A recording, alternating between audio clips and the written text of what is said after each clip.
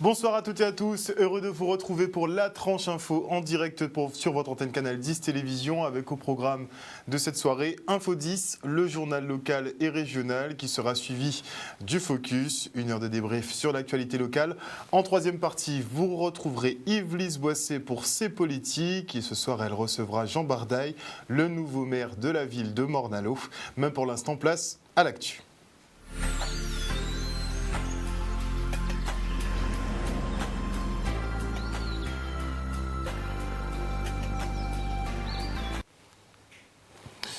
Nous sommes aujourd'hui le mercredi 8 juillet 2020 et c'est tamponné, acté, validé.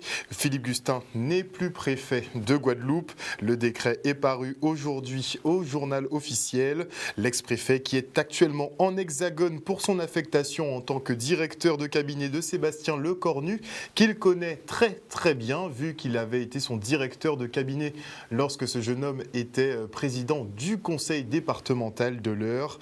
En tout cas, pour l'instant, nous n'avons pas de préfet puisque personne n'a été nommé, mais visiblement, ça n'a l'air de déranger personne, donc on ne s'inquiète pas plus que ça. Et avec une circulation quasi nulle du Covid-19 en Guadeloupe, les autorités sanitaires se veulent rassurantes, mais pas question de relâcher la pression avec l'accueil de patients guyanais au CHU ou d'autres cas importés. Les services sont donc réorganisés en fonction. On écoute le docteur Portécop, directeur du SAMU, au micro de Maxime Morel. Actuellement en Guadeloupe, on peut considérer que la circulation du Covid-19 est relativement faible, voire nulle, même si on enregistre quelques cas importés toutes les semaines en provenance des avions qui arrivent sur la Guadeloupe. Actuellement, au CHU, les activités liées au Covid sont vraiment quasi inexistantes. Pour autant, nous avons, depuis la Guyane, reçu des patients dans le cadre des évacuations sanitaires en solidarité avec un territoire ultramarin confronté à une crise sans précédent. Et donc, comme cela a été fait au niveau du territoire hexagonal, la Martinique et la Guadeloupe ont proposé leur aide en recevant des patients. Donc, de fait, nous avons la réanimation et les secteurs médicaux qui reçoivent des patients après la réanimation, qui s'occupent encore de patients Covid, mais dans le cadre du fonctionnement normal de l'établissement, en respectant bien évidemment toutes les mesures qui sont de rigueur en pareille situation. Et donc, les professionnels de santé de l'établissement sont rodés à ces exercices. Si on n'y prenait pas garde, du fait justement de l'arrivée continuelle de cas importés, on pourrait, si on ne prenait pas les dispositions de confinement de ces personnes, si elles ne respectaient pas scrupuleusement les règles qui leur sont imposées, si on prenait des habitudes de réunion trop rapidement avec un grand nombre de convives, ou si on ne respectait pas les mesures de distanciation et toujours mesures barrières, port du masque, lavage des mains, on risque de voir apparaître de nouveaux clusters. Et ce ne serait pas un bon signe pour notre territoire. Et il faut vraiment éviter d'avoir à se retrouver avec une circulation plus active et qui imposerait malheureusement de rediscuter de confinement. Et plus la menace Covid faiblit, plus l'on se détend, on se rassemble et on se rapproche, surtout avec les vacances qui arrivent. Un piège qui peut conduire à la création de nouveaux clusters et voire relancer l'épidémie. Alors avez-vous peur d'une seconde vague redoutée par certains? Le micro-trottoir de Stanley Manicor. Est-ce que vous craignez une deuxième vague de coronavirus ici en Guadeloupe? Honnêtement, non, franchement non. Non, pas vraiment. Ça dépend, si tout le monde prend ses précautions, il n'y en aura pas. Bien sûr, c'est évident. Parce qu'après, quand on voit tous les dégâts que ça a fait, on ne peut que craindre. Et puis c'est pourquoi il faut rester vigilant. La preuve, mon max n'est pas loin. Moi je ne crains pas, non. Si les gens font attention, il n'y aura pas de vague, c'est tout. C'est aux gens de faire attention. Et vu que tous les dégâts que ça cause, je pense que tout le monde, ils ont peur, quoi. Ah vraiment, moi je prends mes précautions, donc je pense qu'il n'y aura pas de trucs sous moi. J'espère qu'il n'y aura pas de trucs sous moi. Depuis la première vague, elle n'était pas si excessive que ça. Ça, s'ils font bien leur travail S'ils font bien leur travail, à donner les piqûres, les trucs comme ça, à vérifier, ben, je pense qu'il n'y aura pas de cas. Bon, mais je vois que tout le monde met des masques. On nous oblige même à mettre des masques partout. Donc je pense qu'avec ça, on peut ne pas s'inquiéter. Les gens oublient trop vite. Parce que quand on entend ce qui se passe dans le monde, il faut quand même faire attention. Je vois des gens parler, il y a des gens qui font des fêtes. Si, je l'ai là, mais bon, comme je suis dehors, il fait chaud, donc je me suis dit que je l'enlève, mais je l'avais à l'intérieur. J'ai mon petit masque là au cas où je rentre, j'ai mon masque, je touche pas à grand chose et voilà, c'est protection, c'est laver les mains et puis voilà. Et c'est vrai qu'il faut surveiller les entrées et tout, mais si ils vérifient bien, peut-être qu'il y a des gens qui passent, on ne sait pas. Mais s'ils vérifient bien, je pense qu'il n'y aura pas de deuxième cas et tout. Donc ça pourra revenir à la normale dans le temps, on va dire. Sur la Guadeloupe même, on a l'impression qu'on ne crée pas le virus.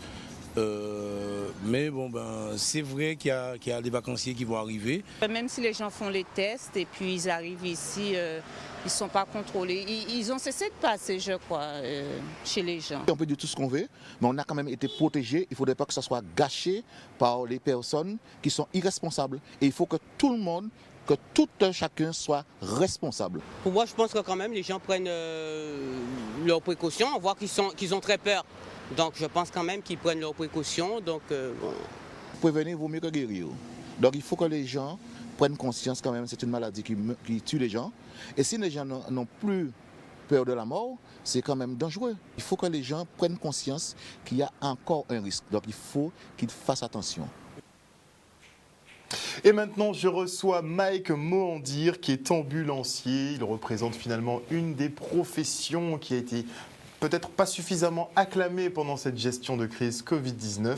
Bonsoir, monsieur Mohandir. Bonsoir à Canal 10. Alors, au même titre que les infirmiers, même avant les infirmiers, vous étiez en première ligne justement au niveau de cette gestion de crise. Comment ça s'est passé finalement ? Ça s'est passé dans le sens où on s'est organisé, parce qu'on n'avait pas le choix. En étroite collaboration avec le SAMU, on a mis des équipes, du matériel, des ambulances à disposition et l'équipement qu'il fallait pour pouvoir affronter cette pandémie. Donc, on peut dire une évolution de la profession ? Alors, une réorganisation de la profession, voilà, parce qu'en fait, on avait des équipements pour affronter, on va dire, une épidémie, mais une pandémie de cette échelle, de cette ampleur, on n'avait pas, comme tout le monde, on était dépourvu de matériel, donc on a dû voir avec certains fournisseurs avec qui on travaillait pour pouvoir commander. Comme beaucoup, on a payé à prix fort, on a perdu pas mal de temps à avoir l'équipement, et derrière, on a dû équiper tous les ambulanciers avec ce qu'on a pu voir à la télé, les surchaussures, les blouses, les cagoules, toute la panoplie entre guillemets pour pouvoir affronter le Covid-19. Est-ce que ça a permis de rendre un peu plus serein justement vos équipes par exemple ? C'est-à-dire que les équipes effectivement, elles étaient déjà plus rassurées pour pouvoir aller voir les patients, voir les personnes effectivement qui avaient la suspicion ou qui avaient effectivement qui étaient atteintes du Covid-19. À ce moment-là, même si effectivement certains pouvaient avoir une crainte, mais ils étaient rassurés d'avoir le matériel adapté pour affronter ça. Au moins ça. Exactement. Donc vous n'avez pas fait, on va dire, pendant cette période, vous êtes resté opérationnel, jusqu'à maintenant d'ailleurs ? On est même sorti plus fort parce qu'on s'est vraiment réorganisé par rapport à ça. Jusqu'à aujourd'hui, même si effectivement le virus a peut-être diminué sur le territoire, nos salariés, les ambulanciers ont quand même gardé l'équipement, continuent à avoir les gestes barrières qu'ils auraient dû avoir avant, mais font beaucoup plus attention aujourd'hui à ça. Et continuer à avoir les gants, les masques pour pouvoir transporter les différents patients qu'on a. Donc en cas de seconde vague, de toute façon, vous serez prêt ? C'est ça. Tout à fait. Et ces protocoles-là, vous allez les maintenir maintenant de façon pérenne ou bien vous attendez la fin de la crise pour m'en parler ? Alors aujourd'hui, on va quand même garder comme ça, parce qu'aujourd'hui, on ne sait pas forcément qui est-ce qui peut avoir le Covid ou pas. Donc pour pouvoir protéger les ambulanciers qui sont tous pères et mères de famille, il faut continuer comme ça, garder les mêmes gestes barrières, garder les protocoles. S'il y a moyen de les renforcer encore, les renforcer et continuer effectivement sur cette voie-là. Très bien. C'est pas trop contraignant à votre niveau ? Comme toute chose, il faut s'adapter, il faut se réorganiser. L'avantage qu'il y a, c'est qu'en se réorganisant comme ça, on sort beaucoup plus fort. Et si on doit affronter autre chose par la suite, mais on sera déjà armé pour ça. Pour l'instant, ça suffit. on va quand même essayer de positiver un maximum, puisqu'on n'est pas encore sorti. Beaucoup redoutent effectivement cette seconde vague. Est-ce que vous l'appréhendez aussi dans votre profession? Comme tout un chacun, on l'appréhende, parce que même si effectivement on est ambulancier, mais l'activité pour tout un chacun a diminué pendant le confinement. Mais en tant qu'individu déjà, on craint cette deuxième vague parce qu'on n'a pas forcément envie d'être contaminé. Derrière, il faut garder les équipes en alerte par rapport à ça et effectivement être prêt à affronter la deuxième vague, effectivement, si elle arrive. Alors aujourd'hui, c'est la fête nationale des ambulanciers, c'est votre jour. Quel message vous tenez à faire passer? En fait, la journée de l'ambulancier, en l'occurrence aujourd'hui, permet effectivement de valoriser la profession. Qui malheureusement n'est pas forcément connu de tous parce qu'effectivement aujourd'hui tout le monde sait ce qu'est un ambulancier, mais ne connaît pas vraiment le cœur de métier de l'ambulancier. Donc ça permet aujourd'hui... Et que de plus en plus de femmes le pratiquent. Ça, aussi. Ça, je fais un petit coucou à Michaela et à Patricia. Qui sont chez nous d'ailleurs. Ah d'accord. Autant pour moi. C'est tout à fait ça. Donc aujourd'hui, c'est pour permettre de replacer l'ambulancier dans le système de santé, parce que c'est un maillon essentiel de la chaîne de soins. On est plus souvent que rarement les premiers sur les urgences, parce qu'on en travaille effectivement en étroite collaboration avec le SAMU. Et malheureusement, la population n'est pas forcément informée vraiment de tout ce qu'on peut faire et ont déjà une idée bien arrêtée de l'ambulancier. Donc ça permet effectivement d'essayer de remettre les choses en place, d'essayer de revaloriser la profession. Donc c'est vrai que pour nous c'est essentiel, on met un point d'honneur à marquer avec cette journée, la journée de l'ambulancier. D'accord. Et vous allez, on la célèbre aujourd'hui, mais vous avez prévu justement une opération donc ce samedi. Tout à fait. Alors c'est vrai que la journée de l'ambulancier aujourd'hui, mais la plupart du temps les gens sont plutôt disponibles le week-end. Donc effectivement on va continuer cette journée entre guillemets le samedi 11 juillet sur la place du Moule, en face de la mairie. Et effectivement ce sera l'occasion de pouvoir présenter à tout un chacun le métier d'ambulancier. Assister à des démonstrations, voir effectivement pour tout un chacun, même les petits, les grosses ambulances parce qu'elles seront là, elles seront équipées, elles seront ouvertes à toute la population. Il y aura des petits cours sur les 2 tons, les 3 tons. On aura tout ça, on aura les ambulanciers qui seront là aussi pour expliquer leur travail au quotidien. On aura aussi des mannequins pour pouvoir effectivement montrer comment les ambulanciers aujourd'hui sont équipés pour affronter le Covid-19. Et chose essentielle aussi, on profitera pour faire un job dating, donc qui permettra effectivement aux ambulanciers qui aujourd'hui cherchent du travail de venir, parce qu'il y aura quasiment tous les ambulanciers de Guadeloupe, ce sont tous les ambulanciers de Guadeloupe, donc il y aura les responsables d'entreprise aussi qui seront là, il y aura quelqu'un pour pouvoir faire du recrutement, donc ça permettra aussi effectivement à tout un chacun de venir et de s'informer sur la profession, et ceux qui sont déjà formés de postuler. Très bien. En tout cas, merci beaucoup Mike Mandir d'être venu sur ce plateau ce soir. Et encore bravo et félicitations pour le travail que vous avez accompli pendant le Covid-19, même pour le travail que vous accomplissez tout simplement au quotidien. Merci à vous. Et le Covid-19 qui sert de leçon et pousse à repenser aussi notre développement économique. Après les gîteurs qui ont subi de plein fouet les effets du confinement, eh bien, les restaurateurs de Guadeloupe ont eux aussi décidé de se fédérer afin de promouvoir leur secteur et tenter de sauver les meubles.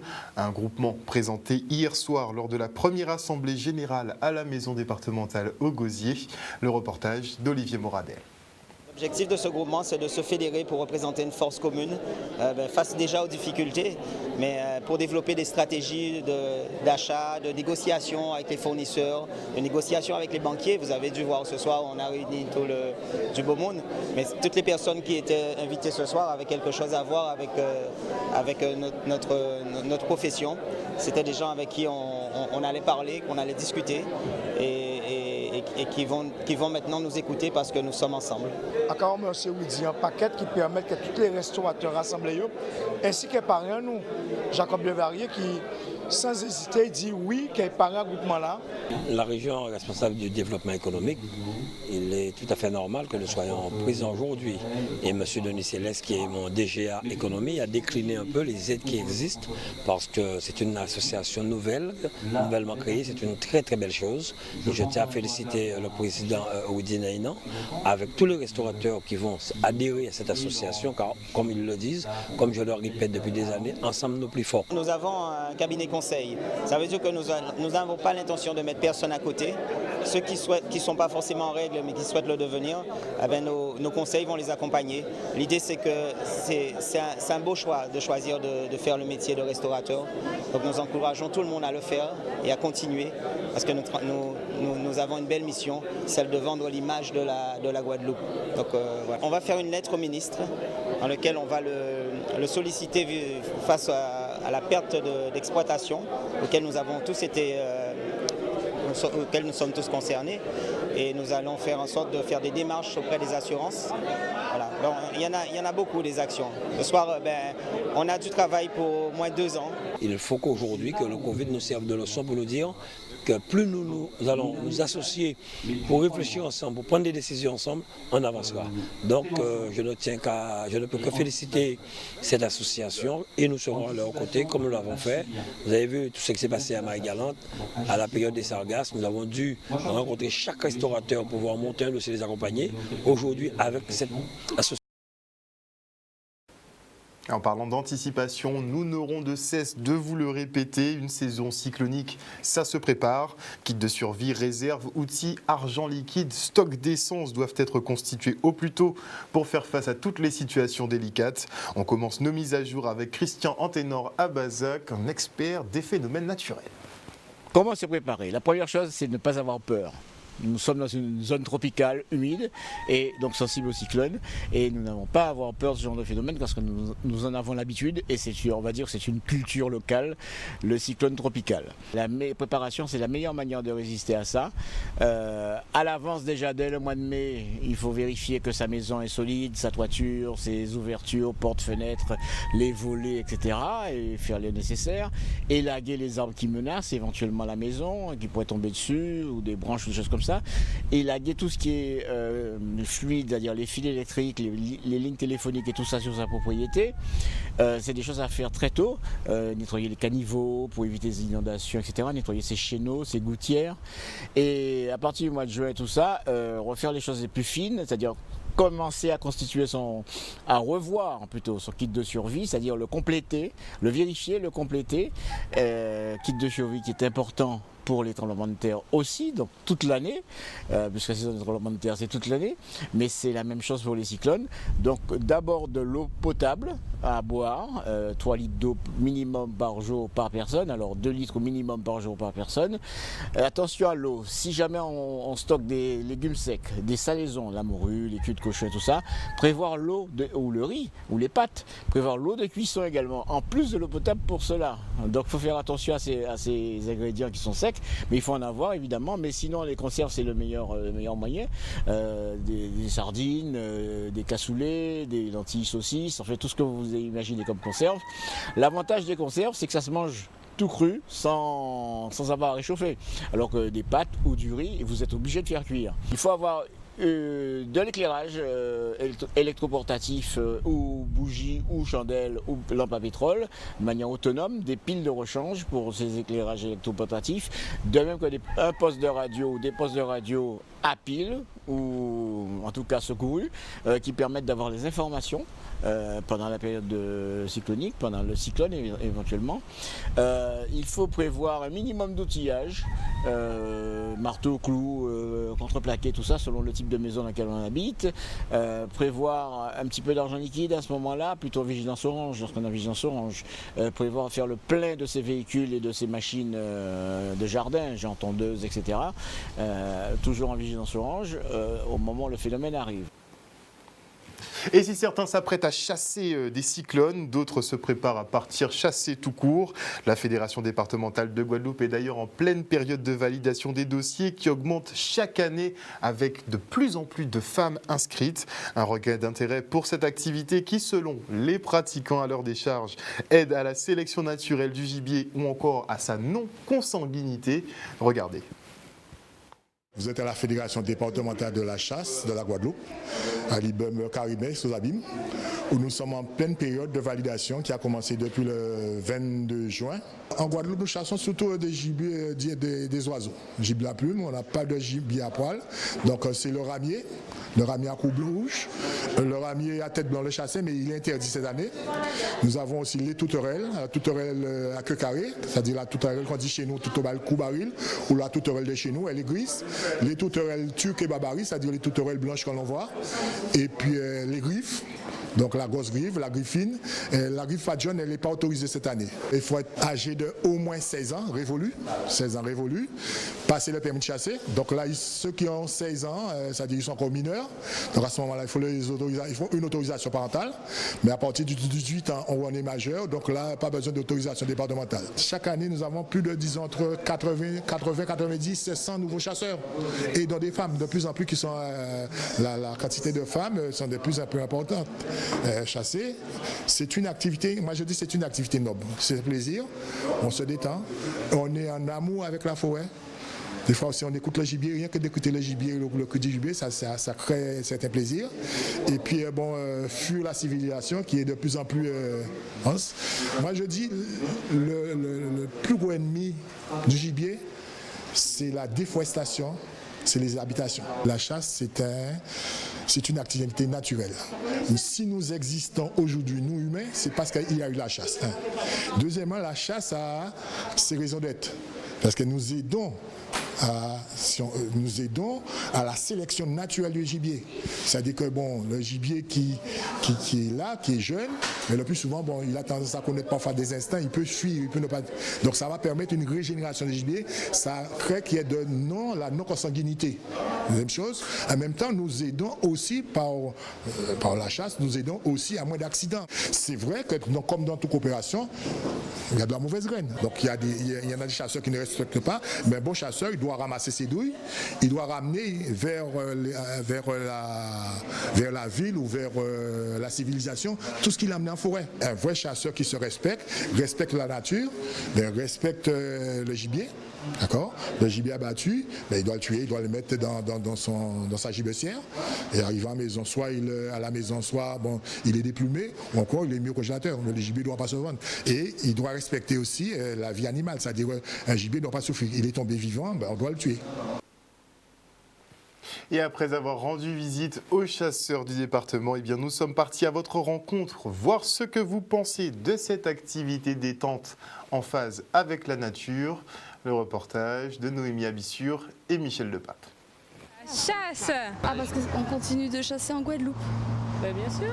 Ah d'accord. Je suis contre de toutes les façons. Tuer gratuitement des animaux, on n'a pas. Je pense qu'on est très loin de la chasse où on avait besoin absolument de se nourrir. Donc. Oui, maintenant c'est plus de la chasse plaisir, les gens et tout ça. Bon après. Je doute qu'il y ait des gens qui chassent pour se nourrir vraiment. Il y en a peut-être quelques-uns, mais c'est exceptionnel, quoi. Après, je sais pas. Chacun son loisir, mais moi, j'approuve pas trop. Il y en a qui aiment, alors voilà, je suis d'accord avec eux. Moi, je suis pas pour.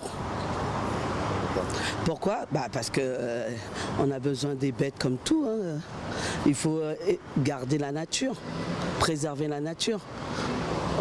On arrive dans un monde où tout le monde s'agresse physiquement, moralement, et les bêtes, on en a besoin pour vivre.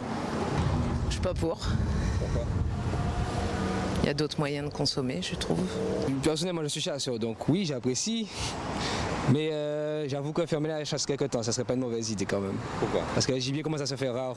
Les tourterelles, chaque année, il y en a de moins en moins, on en voit de moins en moins en tout cas. Et moi, c'est plutôt ce que je chasse. Après, les autres, je ne sais pas trop. Ça ne m'intéresse pas particulièrement, mais bon, après, je n'ai rien contre les chasseurs. Seulement, je me demande quand même quel gibier on peut trouver en Guadeloupe. Deux petits malheureux oiseaux. Alors, ce sont plutôt des gens qui se promènent quand même pour moi, les chasseurs, surtout en Guadeloupe, voilà. Ce sont des criminels. Si c'est bien organisé, bien encadré, ça peut être intéressant pour... certains professionnels, il y a des gens qui ont des licences, qui ont pris des cours pour apprendre à tirer, ça s'organise. Oui, si c'est organisé, ça peut être une bonne chose. Après, il ne faut pas décimer non plus les espèces, notamment les espèces qui sont en voie de disparition. et qui sont protégés. Ça permet une régulation des naissances, des animaux, des bêtes. Et en même temps, ça protège la nature, puisque les chasseurs, ils nettoient l'environnement dans lequel ils prennent plaisir. Je suis juste pas pour. Voilà, j'aime pas ce principe de sortir avec un but bien précis, c'est-à-dire chasser des animaux qui n'ont rien demandé à personne. Non, pour moi, non. Ah bah, je m'y intéresse pas. Non, je suis pas trop pour ce genre de choses. Maintenant, il en faut peut-être, je sais pas, j'ai pas trop de... Peut-être que je devrais pas donner mon avis, mais je sais pas, tuer des bestioles, quand elles sont en surnombre, oui, par nécessité, oui, par amusement, peut-être pas.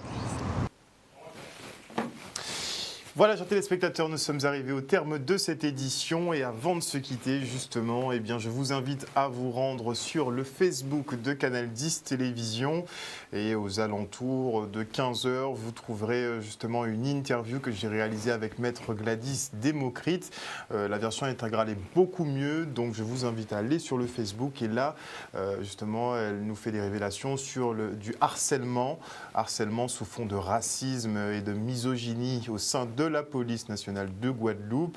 Je ne sais pas si vous vous rappelez de cette dame qui avait fait un AVC, cet officier de police qui avait fait un AVC après avoir été accusé d'avoir reçu 50 000 € de la main de dealers en échange de son silence. Et bien des déclarations qui visiblement étaient fausses, mais le mal est fait.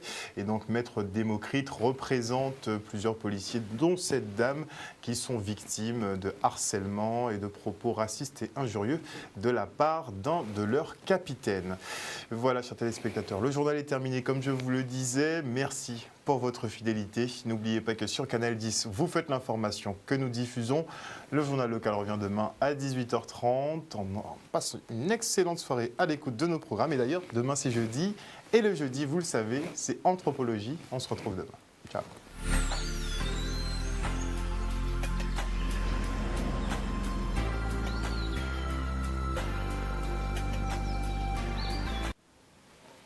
À venir dans la grande édition, le Focus, une heure de débrief sur l'actualité locale. En troisième partie d'ailleurs à 20h, vous retrouverez Yves-Lise Boisset qui recevra le nouveau maire de Morne-à-l'Eau, Jean Bardaille.